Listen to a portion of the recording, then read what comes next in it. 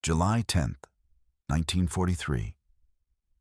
Somewhere in the Sicilian countryside, a German panzer division sat entrenched behind reinforced positions, machine gun nests carved into ancient stone walls, tank destroyers hull down in the terraced hillsides.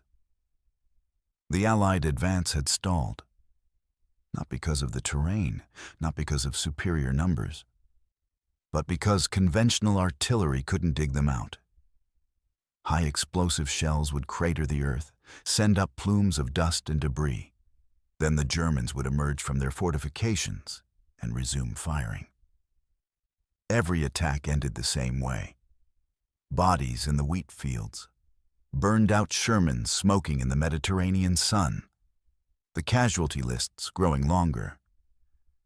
Then a major from the British Artillery Corps stepped forward with a proposal so radical, so unprecedented, that his commanding officer called him absolutely mad. He wanted to turn their howitzers into flamethrowers. He wanted to fill artillery shells with petroleum jelly and set the battlefield on fire.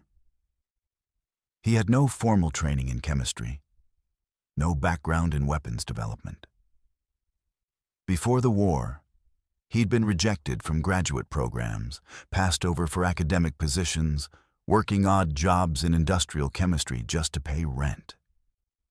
But what he discovered in a makeshift laboratory would create a weapon so effective, so terrifying, that it would change modern warfare forever. A weapon the Germans feared more than any other. A weapon that could burn through steel, melt concrete, and turn fortified positions into crematoriums. This is the story they don't teach in history class. The story of how a nobody chemist named Louis Fieser created napalm. Stay until the end, because what happened next shocked everyone, including the scientist himself. The problem facing Allied forces in 1942 wasn't just about firepower. They had that in abundance. The factories back home churned out shells by the millions, bombers by the thousands. B-17S could level city blocks. Naval guns could hurl 1,000 pounds of explosives 15 miles. But raw explosive power couldn't solve the fundamental challenge of the Pacific Theater and the North African Campaign. The Japanese had perfected the art of fortification. They dug into coral caves on island after island, positioned so deep that even direct hits from battleship guns merely rearranged the rubble above them. They'd emerge after bombardments, rifle intact, ready to kill. In the dense jungles of Guadalcanal and New Guinea, they constructed bunkers from logs and earth that absorbed artillery like a sponge absorbs water. The Marines learned this the hard way. On Tarawa, they fired 3,000 tons of shells onto an island 2 miles long. They thought nothing could survive. They were wrong. The Japanese waited in reinforced bunkers 8 feet underground, and when the Marines hit the beach, they walked into a slaughter. Nearly 1,000 Americans died in 76 hours. The medics were overwhelmed. The morgue details worked overtime, and military planners realized with growing horror that they faced hundreds of these islands between them and Tokyo. Every cave was a separate battle. Every bunker was a new problem. Every fortified position cost dozens of lives to neutralize. Conventional weapons weren't designed for this. A grenade might kill anyone in a room, but it couldn't reach into the deep tunnels the Japanese excavated. Flamethrowers worked, but they had a range of only 30 yards and required soldiers to get suicidally close to enemy positions. The fuel they used, a mixture of gasoline and diesel, worked for maybe 2 seconds before burning off. It couldn't stick to anything. It couldn't burn hot enough to melt the reinforced structures. A soldier with a flamethrower was carrying 70 pounds of equipment and had to waddle into machine gun range to use it. The life expectancy of a flamethrower operator in combat was measured in minutes. The military needed something that could burn longer, stick to surfaces, generate enough heat to make fortified positions uninhabitable, and be delivered from a distance. They needed fire that behaved like liquid napalm, that clung to whatever it touched and burned at temperatures that melted metal. But in 1942, that substance didn't exist. The closest thing was something called goop, a mixture of rubber dissolved in gasoline that the military had been experimenting with since the late 1930s. It was better than straight gasoline, but barely. It still didn't burn hot enough. It still didn't stick properly. And the rubber required to make it was desperately needed for tires, for gaskets, for the 1,000 rubber components every vehicle required. Using it for weapons felt like criminal waste. By the spring of 1942, American soldiers were dying in caves and bunkers from Guadalcanal to North Africa, and the United States military had no solution. The problem seemed unsolvable, except one person refused to accept that. Louis Fieser was not a weapons designer. He had no military background. Before the war, he'd been an associate professor at Harvard, teaching organic chemistry to undergraduates who found him eccentric and intense. He was not a natural academic success story. Born in 1899 in Columbus, Ohio, he'd scraped through his undergraduate years at Williams College, then barely made it into Harvard's graduate program. His doctoral work was solid, but unspectacular. Studies of aromatic compounds that interested approximately 12 people worldwide. After getting his PhD, he'd applied for faculty positions at major universities and been rejected by most of them. Harvard hired him almost reluctantly, giving him a tiny lab in the chemistry building's basement and minimal funding. He was, by all measures, an academic footnote. A competent chemist who would probably publish a few papers, train a few students, and retire in obscurity. But Fieser had one quality that made him different. He was obsessed with making things work in the real world. While other chemists pursued theoretical purity, publishing papers about molecular structures that existed only in their imaginations, Fieser wanted to synthesize compounds that did something. Anything. He'd spent years working on vitamin K synthesis, trying to create a form that could be mass-produced and save bleeding patients. He'd worked on anti-malarial drugs, on synthetic steroids, on anything with practical application. His colleagues found this focus slightly distasteful, too applied, too much like engineering.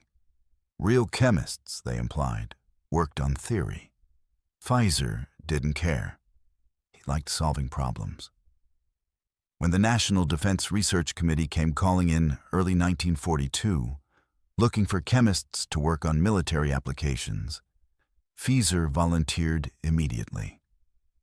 They sent him to a classified meeting in Washington, where military officers described the flamethrower problem. They showed him samples of the rubber gasoline goop. They explained what they needed, something that burned longer, hotter, and stuck to targets. Something that could be mass-produced without using rubber. They gave him 3 months. Then they left him alone in his basement lab with a problem that chemical companies with full R&D departments had failed to solve. Fieser went back to Harvard and started experimenting. He worked late into the night, mixing compounds, testing burn rates, covering his laboratory tables with scorch marks.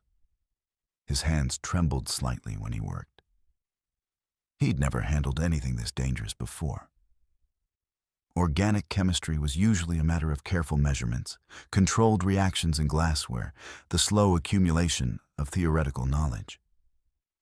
This was different. This was explosive, literally. And he loved it. The problem, as Fieser saw it, wasn't the fuel. Gasoline burned perfectly well. The problem was consistency. Gasoline was thin. It flowed like water. It evaporated before it could do maximum damage. What he needed was something that would turn gasoline into a gel. Something that would make it stick like honey, but still burn ferociously. The military had been using rubber for this purpose. But rubber was in short supply, and it didn't create the right consistency. It made fuel that was too thick, almost solid, hard to spray from flamethrowers or spread from incendiary bombs.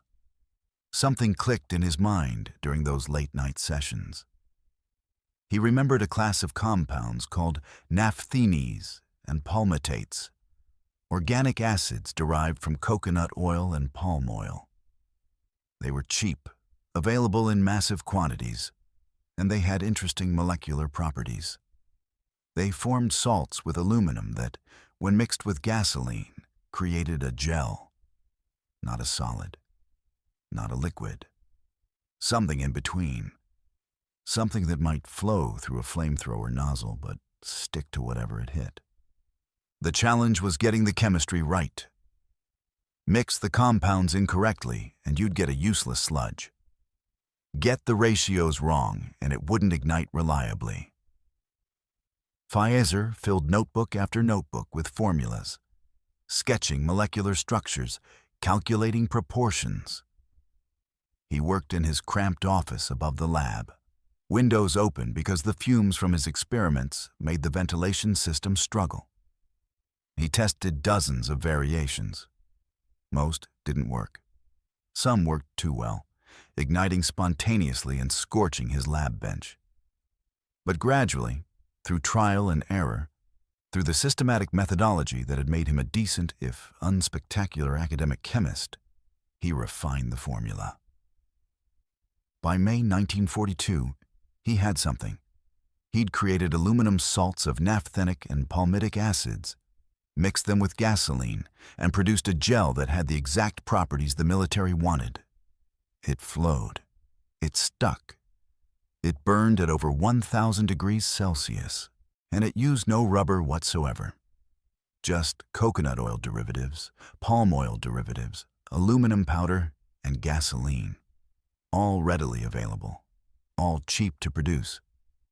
He called it napalm, a combination of the words naphthenic and palmitic. The name was unremarkable. The substance itself would change warfare forever. When Fieser presented his findings to the National Defense Research Committee in June 1942, they were skeptical. Not hostile exactly, but doubtful. This was a university professor, not a weapons specialist. His laboratory was a converted basement, not a sophisticated research facility. And he was proposing something that sounded almost medieval. Fire weapons in modern warfare, against enemies with tanks and aircraft. It seemed primitive, almost barbaric. One colonel called it a step backward. Another suggested they focus resources on more sophisticated solutions, whatever that meant. But Fieser was persistent. He had data. He had burn rate comparisons. He had footage of napalm clinging to test surfaces and burning for 10 minutes straight, creating temperatures that melted iron bars. He pointed out that the Japanese bunkers that resisted conventional explosives would be vulnerable to sustained heat, that soldiers couldn't stay in a cave that was 1,000 degrees inside, that this weapon didn't need to kill through explosion. It killed by making spaces uninhabitable. The committee agreed to field testing. In July 1942, at a military proving ground in Massachusetts, they conducted the first official demonstration of napalm-based weapons. They constructed a mock Japanese bunker, reinforced concrete with simulated defensive positions. They filled conventional artillery shells with napalm and fired them at the target. The shells burst on impact, spreading burning gel across the concrete surface. The gel stuck, It burned. The temperature inside the bunker reached 800 degrees within seconds. A thermometer they'd placed inside melted. The concrete itself cracked from thermal stress. The officers watching the demonstration stood in silence. Then one of them said quietly, "My God, that's the most terrible thing I've ever seen." It worked. Within weeks, the military placed orders for production. They wanted napalm for flamethrowers. They wanted it for artillery shells. They wanted it for aerial bombs.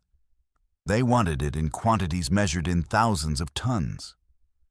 Fieser worked with chemical manufacturers to scale up production, adapting his laboratory process to industrial facilities. By September 1942, factories were producing napalm by the railroad car. The first combat use came in late 1942 in North Africa, where British forces used napalm-filled artillery shells against German positions. The Sherman tanks pushed through. The results were devastating. German soldiers who'd survived conventional bombardments emerged from bunkers to find their positions covered in burning gel that wouldn't extinguish. Many surrendered immediately. Others died in the flames. The technology spread rapidly. In the Pacific, marine flamethrower operators began using napalm instead of the old gasoline-diesel mixture. The range didn't change much, still 30 to 40 yards, but the effect was exponentially more powerful.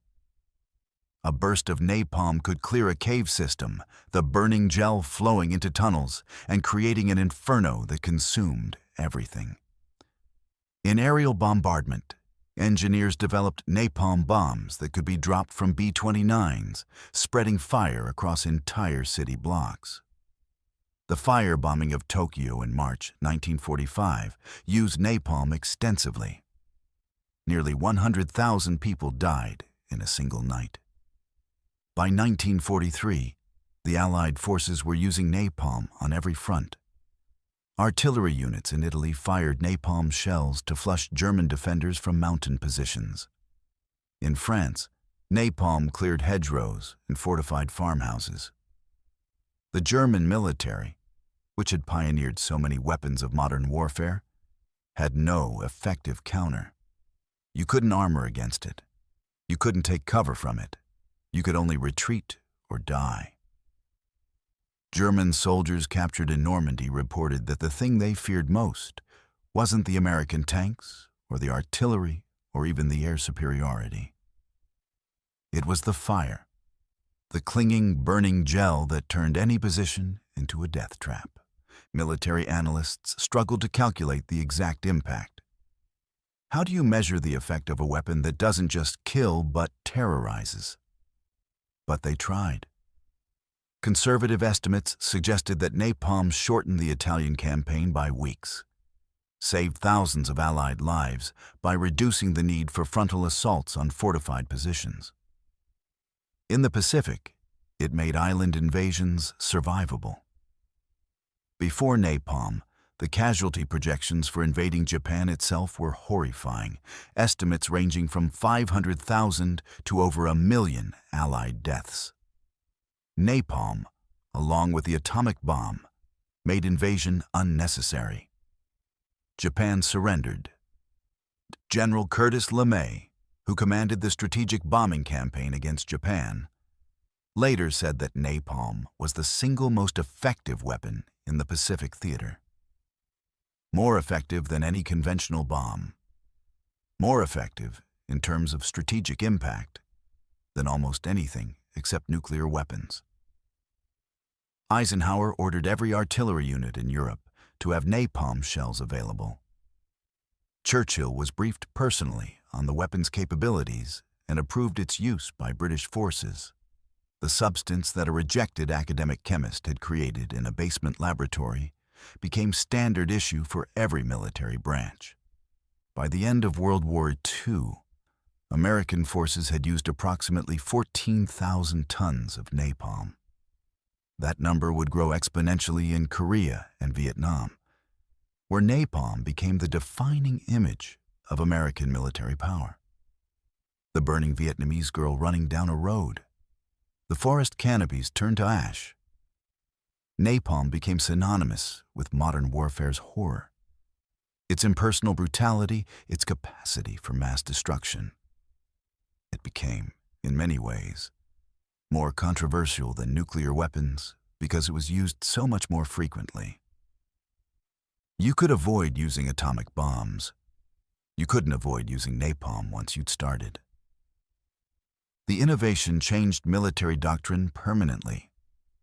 Modern militaries still use thermobaric weapons, napalm's descendants, weapons that create sustained heat and consume oxygen in enclosed spaces.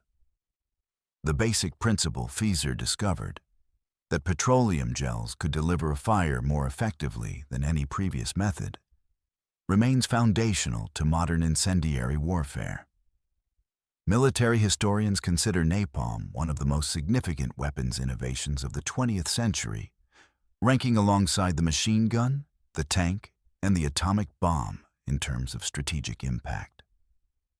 And it all started with one chemist, working alone in a basement, trying to solve a problem that everyone else had given up on.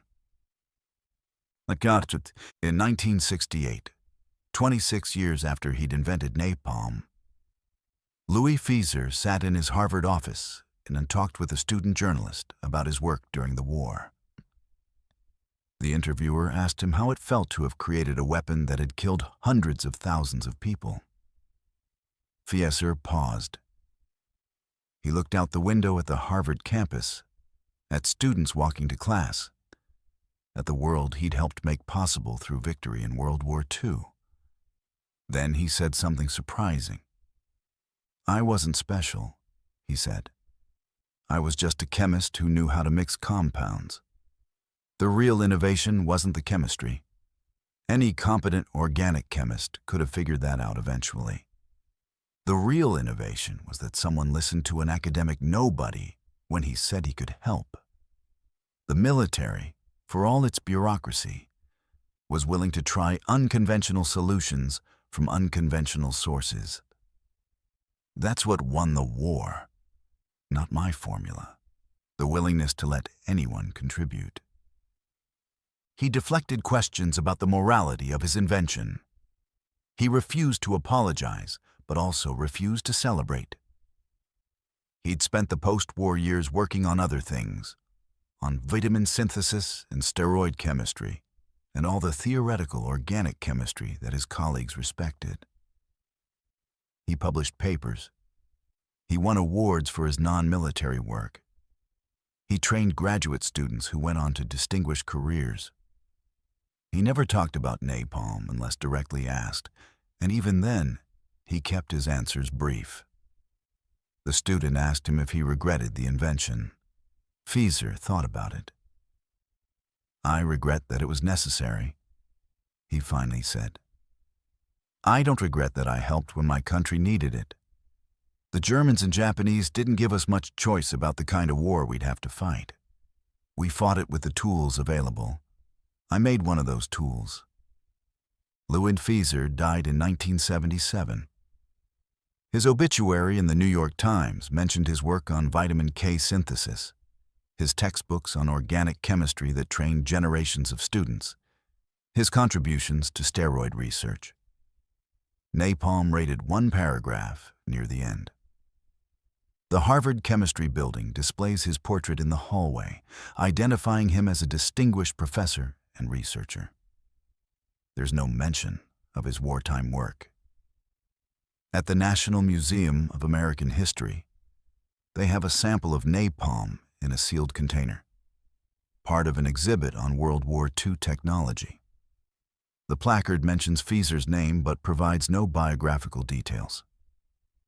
But military historians remember, at the Command and General Staff College, they teach case studies about napalm's tactical applications. They show officers how a single innovation, developed by one person in an academic laboratory, changed the course of a war. They use Fieser as an example of how breakthrough innovations often come from outside the established system, from people who aren't constrained by conventional thinking about what's possible. A German general, captured in 1944 and interviewed after the war, was asked what weapon had surprised him most about American military capabilities. He thought for a moment. Then he said, "The fire. They turned everything into fire. We had answers for their tanks, their planes, even their artillery. But the fire, there was no answer for the fire." Hitler's biggest secret wasn't the wonder weapons he promised, the V-2 rockets and jet fighters and super tanks that would turn the tide of war. It was vulnerability. The vulnerability of fortifications to sustained heat. The vulnerability of concrete and steel to temperatures that melted them. The vulnerability of defensive doctrine to a weapon that made defense impossible. And one rejected chemist, working in a basement with coconut oil derivatives and aluminum powder, exposed that vulnerability and helped burn the Third Reich to ashes.